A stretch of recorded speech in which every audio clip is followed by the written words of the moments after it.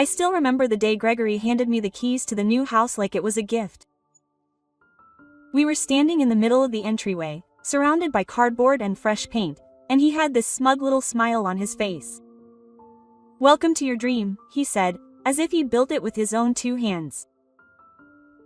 But it wasn't my dream, it never was. The house was big enough for a growing family, but Tyler had already moved out. Period. My son had gotten a job near my parents after graduating from college and decided to stay with them for a while. At the time, it made sense. The commute was short, the rent was free, and they offered the kind of peace and quiet that our home never could have. Period. I realize now that it wasn't just a matter of logistics. He wanted space from Gregory, from Judith, from the passive-aggressive circus that had been our family dynamic since the beginning. This house was Gregory's project. She chose the layout, the paint, the floors, the appliances. When I asked if there was a garden, he laughed and she said, "Just don't kill the grass." So I played along. I smiled for the photos, unpacked the boxes, put away the dishes, and made sure to keep quiet. Gregory had a way of making silence seem like survival. "How come dinner isn't ready?" "You're home all day?" he exclaimed, dropping his briefcase by the door like a grenade. "I'm working too, Greg," I said, trying to remain on the edge of patience. He raised an eyebrow. "Working on what?" It was routine, dismissal, contempt. And then, if I insisted, the same old refrain. "I'm the one who pays the bills. You should be grateful to me for that." He never said it outright, but the message was always clear. I wouldn't count Dad if I wasn't useful. Judith pointed out, she didn't even pretend to be civilized. Judith had the key to our house before I did, period. She'd show up unannounced, criticize the laundry, sniff the food, and whisper loudly into her phone that some women weren't raised to be wives.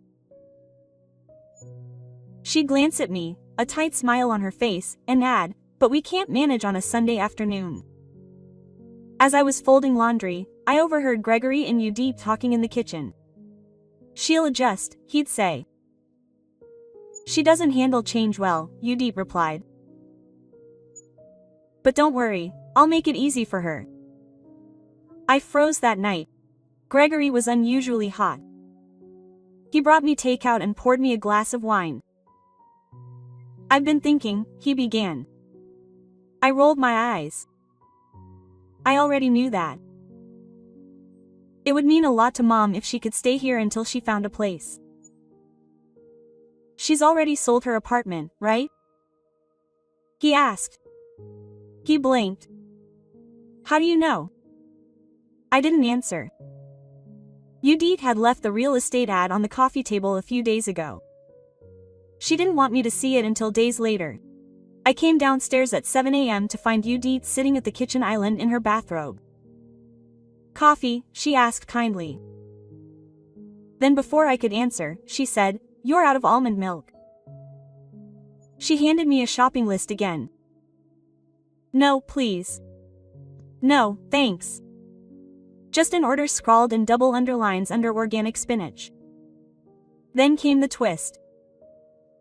"We're going to have to make room in the guest closet," she said, taking my coffee as if it were her own. "And I'm going to change the mattress. The current one is a little too soft." I didn't respond.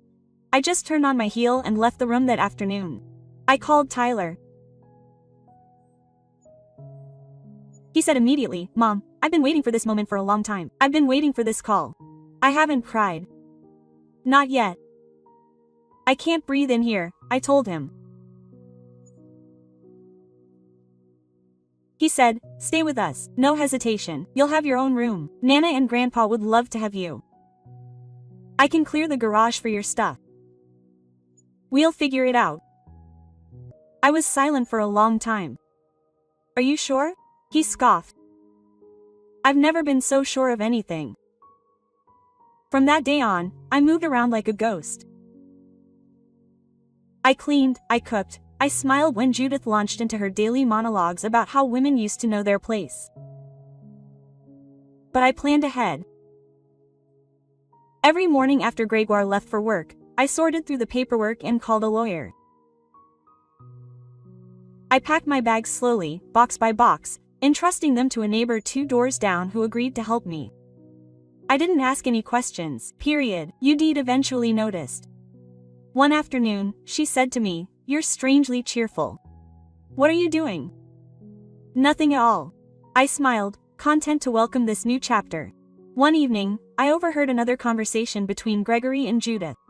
"Isn't she suspicious?" "Gregory has been slavering away. Not the slightest clue. She's been discreet lately. She's probably relieved to have help here."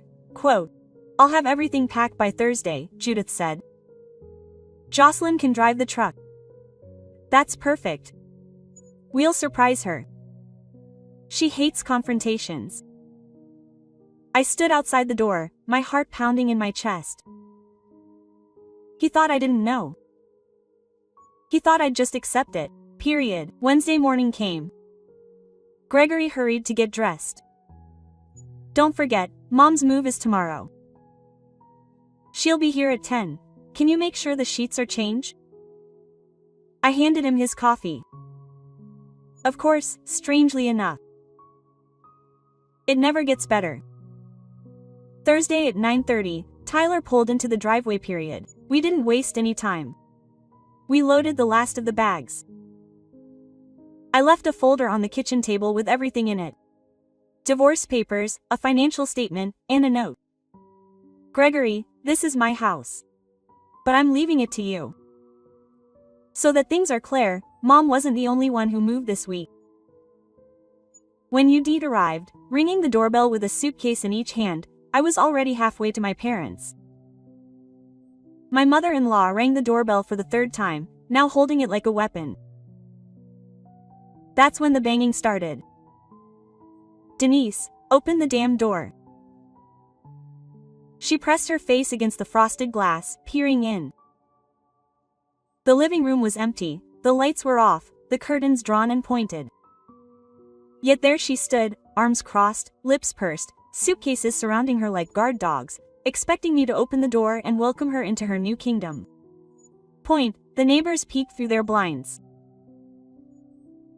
A woman across the street cracked her front door and stood in her bathrobe, arms crossed, staring at Judith, with her usual sense of drama, turning to her and, "Do you believe it? My stepdaughter locked me out of my own house." Quote, period. That was the wrong thing to yell. 20 minutes later, a patrol car slowly pulled up to the curb period. Meanwhile, I was sipping tea at my parents' dining room table, Tyler by my side, scrolling through pictures of places we could go together for a weekend, anywhere there was silence and RUPU.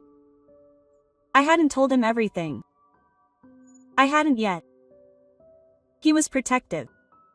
Too protective sometimes.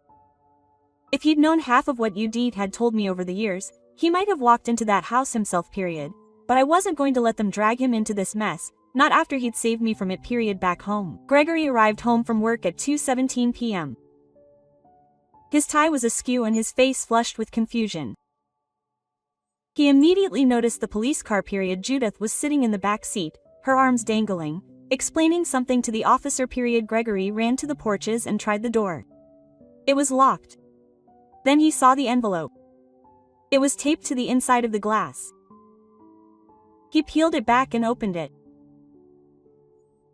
A neatly folded divorce petition signed by me, already filed, a bank statement showing that each account had a 0 balance, and a handwritten note. "You said this was your house. Your mother said it was hers. Turns out neither of you were on the deed.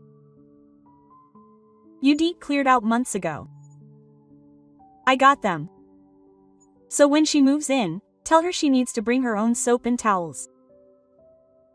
My lawyer will be in touch with her." Gregory sat on the step of the Porsche. He didn't move for a long time. That evening, Judith finally came back from the police station after filing a report about her disturbing the peace, period. According to the neighbor who texted me, Judith was happy, but furious, period. She stormed into the house, expecting to find some sign of me, a confrontation, a suitcase still in the entryway, a cup of tea in the sink. Instead, she found bare counters, empty cupboards. The spice rack was gone. Tyler had helped me pack even the cumin. Gregory sat silently at the kitchen table, staring at the divorce papers as if they were written in a foreign language. Judith dropped her suitcase with a thud. "She's bluffing," she hissed. "She'll be back, period." Gregory didn't answer. Udit pissed her eyes out. "You didn't know, did you?" "Still nothing. You're an idiot." The next week passed in a blur. I got a few texts from Gregory. "Any help? Where are you? We need to talk. You didn't have not to do that. Please come back. Mom is upset." I blocked his number. My lawyer sent me the financial statements, proof of asset transfers, and a testimony from my neighbor, the one who helped me pack. She had heard Udit bragging about how she planned to take over the house. That was added to the affidavit. I didn't just leave. I made sure he couldn't follow me. By the second week, Judith had completely moved in. She replaced the curtains in the living room. She emptied the master bathroom. She put up a shelf in the garage for emergency toilet paper. And Gregory, he stopped going to work. Maybe it was the humiliation. Maybe the paperwork finally hit him, or maybe for the first time, he had to live with the choices he had made without a stamp. No more quiet women, no more invisible work. Tyler told me said he was arguing loudly. Judith accused Gregory of being weak. Gregory told her she had ruined everything. She told him he should be a man and sue me. He told her I was the only one who had paid the mortgage. It was wonderful. Then came the final blow.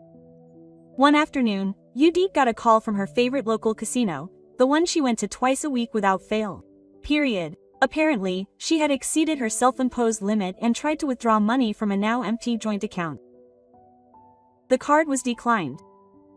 She made a scene. Security escorted her out. She swore he had made a mistake. She called Gregory from the parking lot, screaming into the phone. "You lied to me. You said there was money. Where is our money?" Gregory was still in bed at 2 p.m. would have answered Denise's question. Meanwhile, Tyler and I headed to the lake. We made sandwiches, brought a little Bluetooth speaker, and sat on the pier, our feet in the ocean for the first time in years. I didn't feel the need to glance at the clock, check the laundry, or answer anyone else's question about what was for dinner. He looked at me. "Are you okay?" I nodded. "So, do you regret staying so long?" It was a tough question, but I answered honestly. "No," I said, "because if I hadn't stayed, I wouldn't be enjoying this moment nearly as much." Tyler gave a small, sad smile. "You deserve more than peace, Mom." I squeezed his hand. "I'll take peace.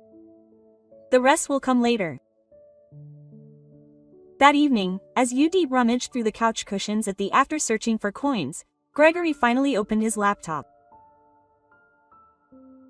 She scanned through old emails, mortgage statements, legal documents, and there in black ink, there was my name on the title deed, on the insurance, on the bank accounts, and her name.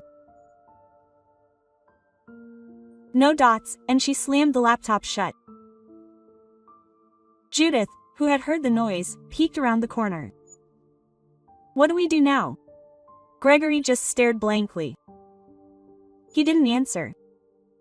He no longer had a job, no home, no women, no money. And Judith had a mattress in the spare room and a son who couldn't look her in the eye in 2 days. The final court date was set. Gregory hadn't responded to the summons yet, but I knew he would, because if there was one thing Judith couldn't stand, it was losing control. And I had just taken everything back. Point J arrived at the courthouse 15 minutes early. Tyler offered to accompany me, but I declined. This was something I had to do alone. Point Gregory was already sitting in the hallway outside the courtroom, hunched over in a wrinkled blazer, looking 10 years older than he had a month ago. His hair was uncombed, his shoes scuffed. He didn't look at me as I walked past him. Point his lawyer, a young woman with a tight bun and brighter eyes, nodded politely. I took a seat on the bench opposite, calm and composed in a navy dress my mother had helped me pick out. Point, when the doors opened and our case was called, Gregory stood up with visible effort. I walked with a purposeful stride. The hearing didn't take long. My lawyer presented the documents. Point, the deed to the property in my name. The financial records of Judith's withdrawals from the joint account, the testimony of the neighbor who had overheard their conversation, and the signed divorce petition to which Gregoire never responded. Period. Gregoire didn't argue. He didn't speak. His lawyer did her best. She claimed he was stressed, that the decision to have Judith move in was a family misunderstanding, that I had left abruptly without warning, period, but the effect was the effect. The judge ruled in my favor. The divorce was finalized, the house was kept. All joint accounts were frozen and audited, period. Judith's name was flagged in connection with multiple unauthorized withdrawals and an ongoing investigation for financial abuse. I left the courtroom lighter than I had been in years. Gregory didn't follow up with me for weeks. A letter arrived typed. No address for back. Denise, you didn't have to do it like that. We could have worked things out. You left me with nothing.